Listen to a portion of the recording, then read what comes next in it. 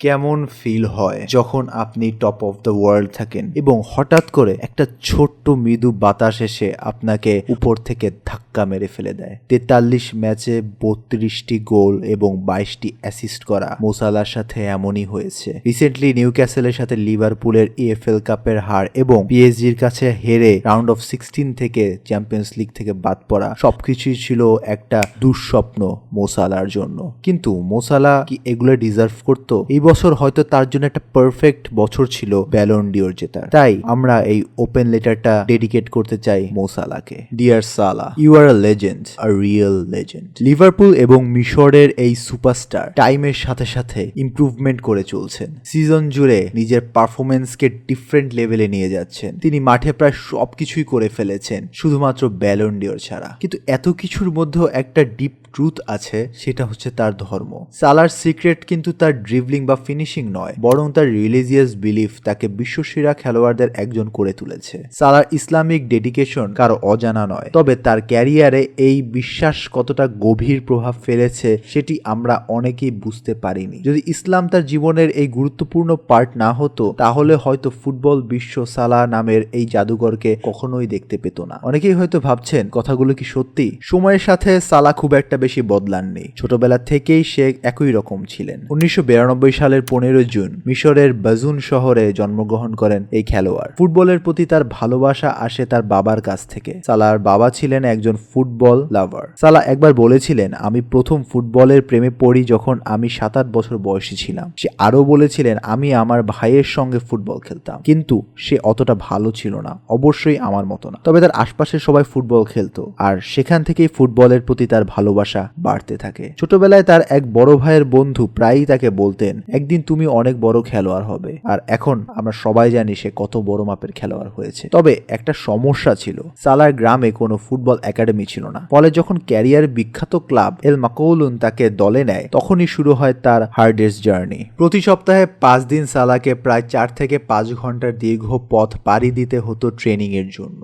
সকাল 9টায় বেরিয়ে 2টা থেকে 2:30 পৌঁছাতো এবং 3:30 ট্রেনিং শুরু করত। সন্ধ্যা 6টায় শেষ করে আবার বাসে করে রাত 10টা থেকে 10:30 বাড়ি ফিরত সে। প্রতিদিন 8 থেকে 9 ঘন্টা শুধু জার্নিতেই চলে যেত, শুধু একটি স্বপ্নের জন্য। সে স্কুল থেকে একটি স্পেশাল পারমিশন নিয়েছিল, যার ফলে মাত্র 2 ঘন্টা ক্লাস করে কায়রোর উদ্দেশ্যে রওনা দিত সে। সালাহ বলেছিল, আমি জানতাম না কিভাবে সম্ভব হবে, শুধু জানতাম আমাকে এটা করতেই হবে। সে আরো বলেছিলেন, আমার গোল সেলিব্রেশন আসলে প্রার্থনারই একটি অংশ। আমি আল্লাহকে কৃতজ্ঞতা জানাই। ছোটবেলা থেকেই সে এটি করত, কারণ সে বিশ্বাস করত এটি তার খেয়ালকে আরো বাড়িয়ে দিচ্ছে। Basically the religion is helping him to focus more. সালাহর মতো এত ট্যালেন্টেড প্লেয়ার খুব একটা বেশি দেখা যায় না, তাই বেশি সময় লাগেনি এল মাকৌলুনের প্রথম দলে জায়গা পেতে। মাত্র 17 বছর বয়সে প্রফেশনাল ফুটবলে এন্ট্রি হয় তার। 14 বছর বয়সে ক্লাবে যোগ দিয়ে মাত্র 2.5 বছরের মধ্যে সে হয়ে ওঠে মিশরীয় লিগের একজন প্রফেশনাল প্লেয়ার। এরপর 19 বছর বয়সেই সে এমন কিছু অর্জন করলো যা অনেক ফুটবলার স্বপ্নেও ভাবতে পারেনি। জাতীয় দলে ডাক পেল। সালাহ বলেছে, বিশ্বাসই হচ্ছিল না। আমাদের সময়ে সাধারণত 27 থেকে 28 বছর বয়সী প্লেয়ারদের জাতীয় দলে ডাকা হতো, আর আমি মাত্র 19 বছর বয়সে। মিশরের লিগের জন্য সালাহ ছিল একদমই অন্য লেভেলের প্লেয়ার। তাই 2012 সালে সুইস ক্লাব বেজেল তাকে সাইন করলো। অলিম্পিক্সে ব্রাজিলের বিপক্ষে গোল সহ প্রত্যেক গ্রুপ ম্যাচে গোল করে চমকিয়ে দিয়েছিল সালাহ। ইউরোপে আসার মাত্র 18 মাসের মধ্যে 20 গোল 12 অ্যাসিস্ট, ইউরোপা লিগের সেমিফাইনাল আর 2টি ডোমেস্টিক ট্রফি জিতেছিল সালাহ। এই কারণেই ইউরোপের বড় দলগুলোর নজরে চলে আসে সে। তারপর আসে ইংল্যান্ড থেকে ডাক, চেলসি সাইন করলো তাকে। কিন্তু এটাই ছিল সালাহর ক্যারিয়ারের একমাত্র ইনফেমাস চ্যাপ্টার। 2014 সালে যখন সে চেলসিতে, তখন তার টুইটার অ্যাকাউন্ট ঘেটে একের পর এক প্রার্থনা ও আল্লাহর প্রতি কৃতজ্ঞতা প্রকাশের পোস্ট দেখা যেত। চেলসিতে মাত্র 1 বছর কাটানোর পর সে ইতালির ক্লাব ফিওরেন্টিনায় 4 মাসের লোনে গেল। সেখানে 9 গোল 4 অ্যাসিস্ট, অসাধারণ পারফরমেন্স ছিল নজরকাড়া। কিন্তু চেলসিতে ফিরে না গিয়ে সে সিদ্ধান্ত নিল ইতালিতেই থাকবে। তারপর 2015 সালে ইতালির জায়ান্ট ক্লাব রোমা তাকে দলে নিল। সেখানে সালাহ একজন প্রসপেক্ট থেকে একেবারে ওয়ার্ল্ড ক্লাস অ্যাটাকার হয়ে ওঠে। তখনও তার ব্যাকআপ ছিল তার ধর্ম। মানসিক শক্তি বাড়ানোর উৎস হিসেবে এটা তাকে একটা মেজর বুস্ট দিয়েছিল। তাকে রোমার সাথে ইউজুয়ালি ট্রাভেল করতে দেখা যেত কুরআন হাতে। সেটাই প্রমাণ করে কঠিন মুহূর্তে সালাহ তার বিলিফকে কিভাবে আঁকড়ে ধরে রেখেছিল। আর এরপরে আসে সালাহর ক্যারিয়ার সবচেয়ে ইম্পর্টেন্ট ডিসিশন, জয়নিং লিভারপুল। 2017-এ সে অ্যানফিল্ডে এলো। লিভারপুল তখন ফর্মে থাকলেও একটা ফাইনাল টাচের অভাব ছিল তাদের। সালাহ আসার সঙ্গে সঙ্গেই সেটা পূর্ণ হলো। ম্যাচের প্রথম দিন থেকেই সে এক ভয়ঙ্কর পার্ট হয়ে গেল। সালাহ, মানে ও ফার্মিনো 2017-18 সিজনে লিভারপুল সব কম্পিটিশন মিলে 135টি গোল করলো, আর সালাহ প্রিমিয়ার লিগে 32 গোল করলো মাত্র 36 ম্যাচে। এই সময়টা ছিল ফুটবল ওয়ার্ল্ডের নিউ এরা। রিয়াল মাদ্রিদের বিবিসি আর বার্সেলোনার এমএসএন যুগের পর ইউরোপে আর একটা নতুন ট্রায়ো আসলো। ইউ নো দ্য নেমস, সালাহ, মানে, ফার্মিনো। তিনজনই ছিল বিশ্বাসী এবং অসম্ভব সাপোর্টিভ। প্রথম সিজনে চ্যাম্পিয়ন্স লিগ ফাইনালে যায় তারা, যদিও সেই ফাইনালে তারা জিততে পারেনি। রিয়াল মাদ্রিদের বিপক্ষে সেই champions league final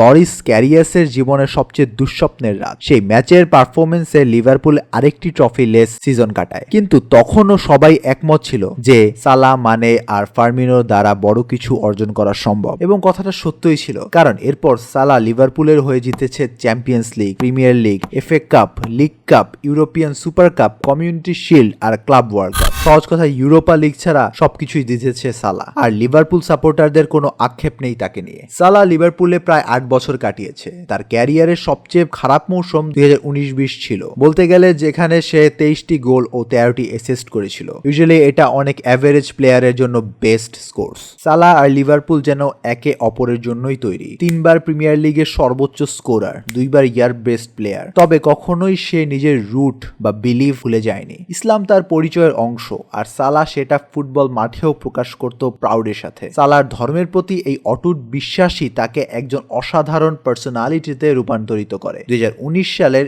champions league ফাইনালের আগে রমজান চলছিল, কিন্তু সে এবং মানে রোজা ভাঙেনি। ক্লপকে জিজ্ঞেস করা হলে তিনি বলেছিলেন, রামাদান আমার খেলোয়াড়দের জন্য কোনো সমস্যা না, তারা অসাধারণ, রোজা রাখুক বা না রাখুক। ক্লপ শুধু রেসপেক্টই করেননি, বরং 2022 সালে মুসলিম খেলোয়াড়দের জন্য ট্রেনিং স্কেজুয়াল পরিবর্তনও করেছিলেন। মানে এক সাক্ষাৎকারে বলেছিলেন, লিভারপুল আমাদের জন্য সবকিছু সহজ করার চেষ্টা করে, যা আমাদের জন্য অনেক বড় একটা ব্যাপার। সালাহর ধর্মীয় বিশ্বাস শুধু তাকে একজন আইডিয়াল প্লেয়ার বানায়নি, বরং পুরো মুসলিম কমিউনিটিকে এক নিউ লাইট দিয়েছিল। তার জনপ্রিয়তা এতটাই বেশি ছিল যে 2018 সালের মিশরের প্রেসিডেন্ট নির্বাচনে 10 লাখের বেশি মানুষ তার নামে ভোট দিয়ে ব্যালট পেপার নষ্ট করেছিল। দেশের জন্য সালাহ অনেক কিছু করেছেন। আফ্রিকান নেশনস কাপে 2বার রানার্স আপ, আর সেই ঐতিহাসিক মুহূর্ত যখন তার পেনাল্টি কিকে মিশর 28 বছর পর বিশ্বকাপ খেলতে পেরেছিল। 2018 চ্যাম্পিয়ন্স লিগ ফাইনালে র্যামোসের ফাউল অ্যান্ড ইনজুরির কারণে তার বিশ্বকাপ খেলা অনিশ্চিত হয়ে পড়েছিল, কিন্তু সালাহ তার বিশ্বাসকে শক্তিতে রূপান্তরিত করে সেই বাধাও পেরিয়ে বিশ্বকাপে 2 গোল করে দেখিয়েছিল।